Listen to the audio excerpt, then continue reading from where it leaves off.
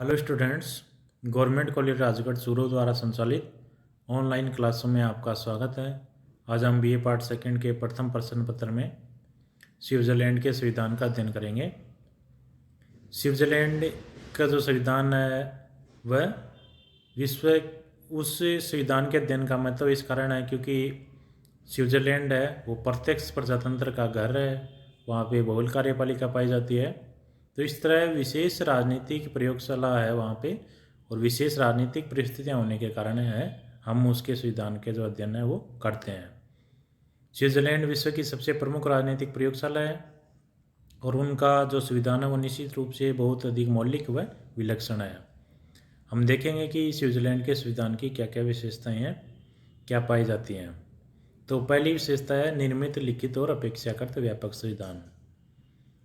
Switzerland का जो इससे पहले यानी स्विट्जरलैंड ने 1848 का जो संविधान था वो भी निर्मित संविधान था, किंतु 1958 में निर्मित व 1999 में जो संविधान लागू किया गया था वह संविधान निर्मित, लिखित व पूर्व संविधान की तुलना में अधिक व्यापक है।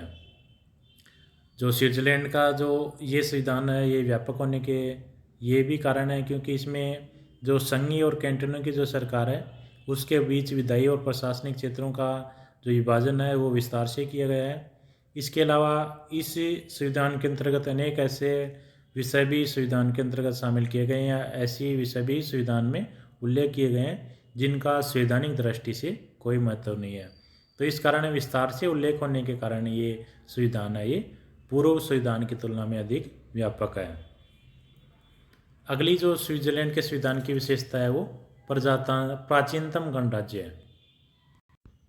स्विट्जरलैंड है वो विश्व का सबसे प्राचीनतम गणराज्य है।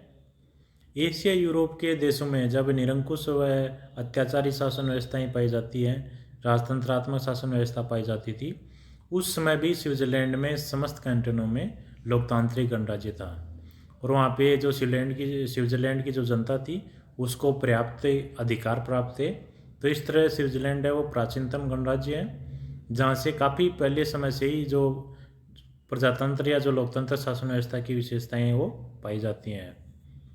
अगला है कठोर संविधान। सामान्यतः कठोर संविधान वो होता है जिसमें कानून निर्माण की प्रक्रिया से भिन्न व कठोर प्रक्रिया को जो अपनाया जाता है वह कठोर संविधान होता है। स्विट्जरलैंड में भी जो संविधान संशोधन है वो कानून निर्माण की प्रक्रिया से भिन्न है और अधिक कठोर है। स्विट्जरलैंड में संविधान संशोधन है वो दो प्रकार के होते हैं, एक संशोधन आंशिक संविधान संशोधन, दूसरा है वो पूर्ण संविधान संशोधन। आंशिक जो संशोधन है उसके अंतर्गत कुछ धाराओं क्या या कुछ अनुच्छेदों में संशोधन करने से संबंधित है, जबकि पूर्ण संशोधन के अंतर्गत संपूर्ण संविधान को पुनः विचार करने से संबंधित है। तो इस तरह संविधान संशोधन भी वहाँ पे दो प्रकार का है।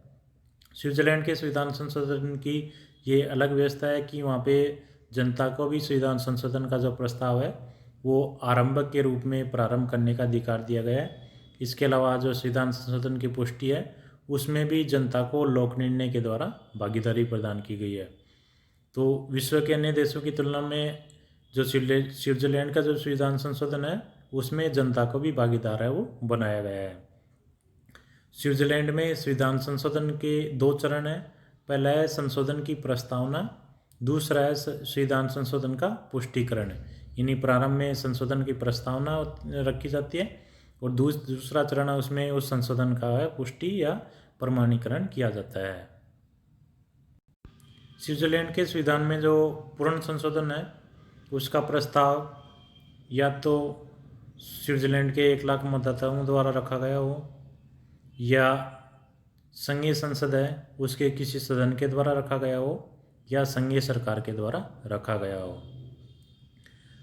इसको जो पूर्ण संविधान संशोधन का जो प्रस्ताव है इसको लोक निर्णय के लिए तब रखा जाता है जब इसको संघीय संसद के किसी सदन या संघीय शासन के सरकार के द्वारा रखा जाता है और इसके संबंध में दोनों सदनों में जो संघीय संसद के दोनों सदन हैं उनमें अगर उनमें भेदभाव पाया जाता है या उनमें विरोध पाया जाता है, इस संदर्भ में मतभेद पाया जाता है तो उसको लोक निर्णय के लिए रखा जाता है। इसके अलावा अगर ये 1 लाख स्विस मतदाताओं द्वारा रखा गया है तो भी इसको जनता का मत जानने के लिए, लोक निर्णय के लिए रखा जाता है।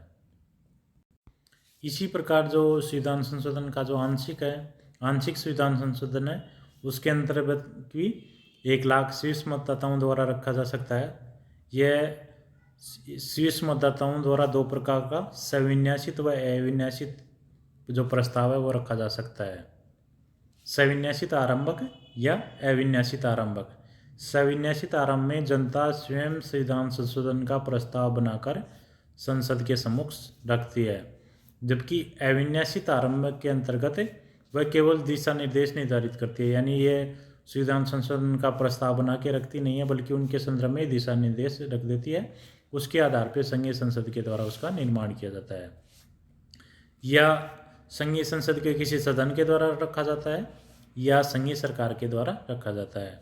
अगर संघीय संसद के किसी सदन के द्वारा है या संघीय सरकार के द्वारा है, और अगर दोनों सदनों में किसी भी प्रकार का इस संदर्भ में मतभेद है, तो उसको लोक निर्णय के लिए रखा जाता है। तो ये संविधान संशोधन में प्रस्ताव की प्रक्रिया है। दूसरी है संविधान संशोधन का पुष्टिकरण।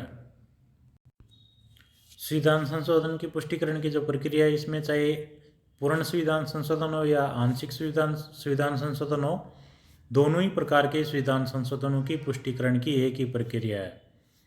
उस संविधान संशोधन को लोक निर्णय के लिए रखा जाता है, वह कैंटनों के मत के लिए रखा जाता है।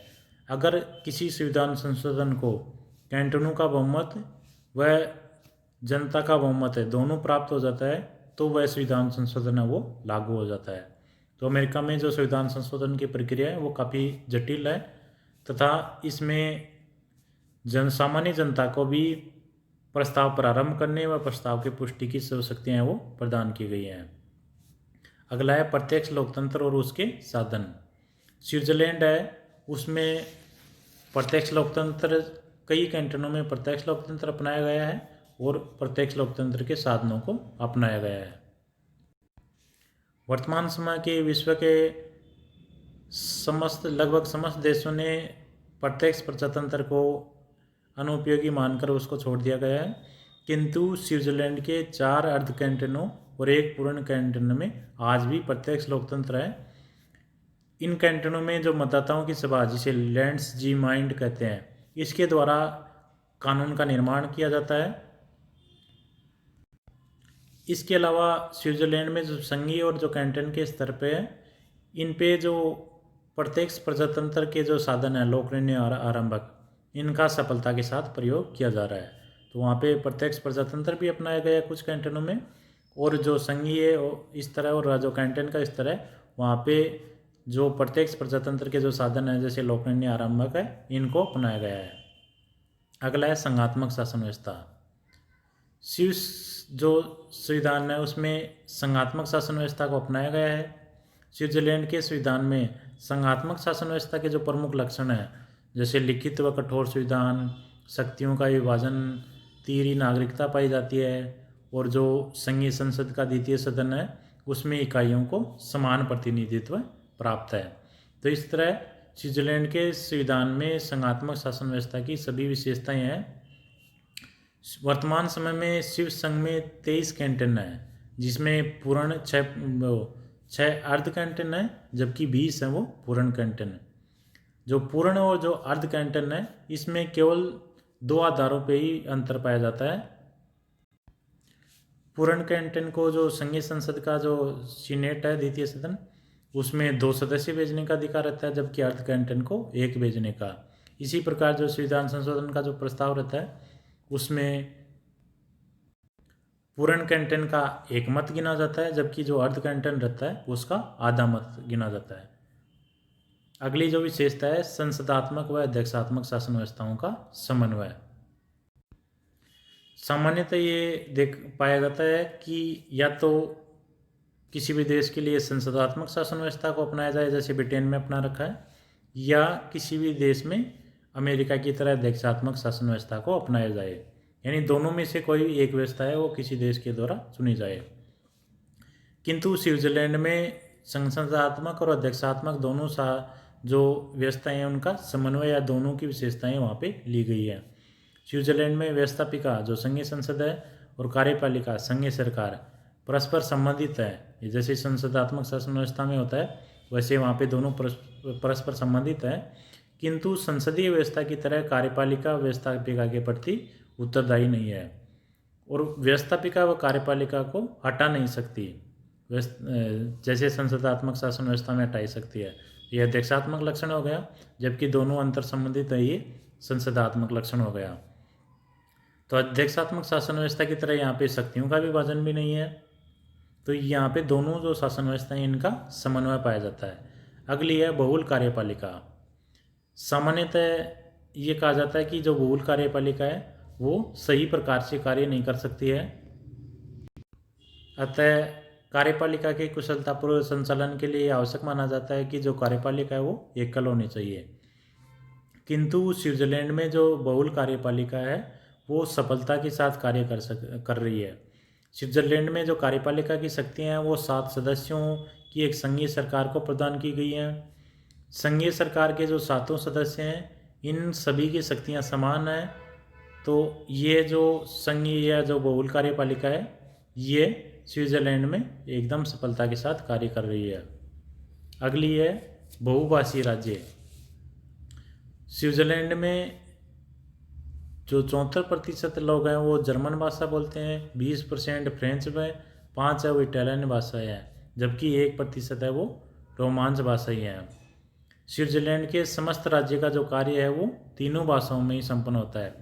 1848 के संविधान संशोधन के द्वारा भी सारा जो राज्य का कार्य था वो तीनों भाषाओं में सम्मिलित होता है और भाषाई विविधता होने के कारण स्विट्जरलैंड में इन तीनों जो प्रमुख भाषाएं हैं इनके अंतर्गत सारा राज्य का जो कार्य है वो संपन्न होता है। तो भाषाई विविधता या बहुभाषी राज्य है वो स्विट्जरलैंड के संविधान की विशेषता है। अगला है संघीय क्षेत्र में न्यायिक पुनर्लोकन का अभाव। सामान्यतः ये समझा जाता है कि संघीय शासन व्यवस्था में न्यायपालिका को जो कानून व्यवस्थापिका कानून निर्माण करती है और जो कार्यपालिका आदेश लागू करती है उनके संदर्भ में न्यायिक पुनर्लोकन की शक्ति प्राप्त होनी चाहिए, यानी उनके निरीक्षण की शक्तियाँ प्राप्त होनी चाहिए। किंतु स्विट्जरलैंड के संविधान के द्वारा वहाँ पे जो संघीय न्यायपालिका है उसको न्यायिक पुनर्लोकन की जो शक्ति है वो आंशिक रूप से प्राप्त है। संघीय जो न्यायालय है वो कैंटनों के कानून और प्रशासनिक कार्यों को अवैध घोषित कर सकती है, यानी उनका निरीक्षण करके अगर मान लो वो संविधान के विपरीत है तो उनको अवैध घोषित कर सकती है। किंतु ऐसा अधिकार संघीय कानून और प्रशासनिक आदेशों के संबंध में प्राप्त नहीं है, यानी स्विट्जरलैंड के जो संघीय न्यायालय है वो संघीय कानून व प्रशासनिक आदेशों को निरीक्षण नहीं कर सकता, उनको अवैध घोषित नहीं कर सकता है। तो यह केवल जो न्यायिक पुनर्लोकन की जो शक्ति है वो स्विट्जरलैंड में केवल आंशिक रूप से है। अगला है औपचारिक अधिकार पत्र व व्यापक मूल अधिकारों की व्यवस्था। स्विट्जरलैंड में 1848 के संविधान के अंतर्गत भी नागरिकों को जो अधिकार थे वो प्राप्त थे, किंतु औपचारिक अधिकार पत्र का उस समय अभाव था। 1958 में निर्मित और 99 में लागू किया गया संविधान है उसमें नागरिकों के अधिकार पत्र की व्यवस्था की गई है और स्विट्जरलैंड के सभी नागरिकों को सभी अधिकार यानी नागरिक, सामाजिक, शैक्षणिक, आर्थिक, राजनीतिक समस्त अधिकार हैं वो प्राप्त हैं, जो कि एक व्यक्ति के गौरवपूर्ण जीवन जीने के लिए आवश्यक रहते हैं। वो समस्त अधिकार वह हमें स्विट्जरलैंड के नागरिकों को प्राप्त हैं। स्विट्जरलैंड में मूल अधिकारों की सीमाओं का भी उल्लेख किया गया है, जिससे कि जो सरकार है वो अनुचित हस्तक्षेप उनमें न कर सके। अगला जो स्विट्जरलैंड के संविधान की विशेषता है वह धर्मनिरपेक्ष राज्य। स्विट्जरलैंड के संविधान के द्वारा एक धर्मनिरपेक्ष राज्य को अपनाया गया है। सभी नागरिकों को किसी भी धर्म या विश्वास को अपनाने की स्वतंत्रता है। संविधान है वो धर्म के आधार पर नागरिकों के मध्य भेदभाव नहीं करता है, यानी विभिन्न नागरिकों के मध्य धर्म के आधार पर किसी भी प्रकार का भेदभाव नहीं करता है। सभी नागरिकों को अपनी आस्था के अनुसार, अपनी श्रद्धा के अनुसार किसी भी धर्म या पंथ को अपनाने या अपनी जो पूजा की पद्धति है उनको चुनने का अधिकार है। तो स्विट्जरलैंड का जो संविधान है वो धर्मनिरपेक्ष राज्य है, जिसमें किसी भी धर्म को साथ भेदभाव नहीं किया गया, सभी धर्मों को समान संरक्षण है। अगला है स्विट्जरलैंड के संविधान की विशेषता है प्रशासनिक कानून पर आधारित न्यायपालिका।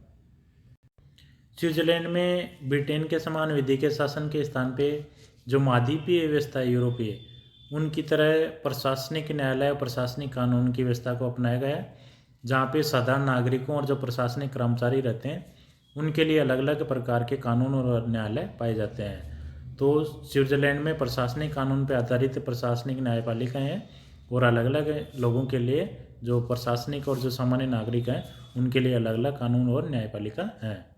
तो ये स्विट्जरलैंड के संविधान की विशेषताएं हैं। धन्यवाद।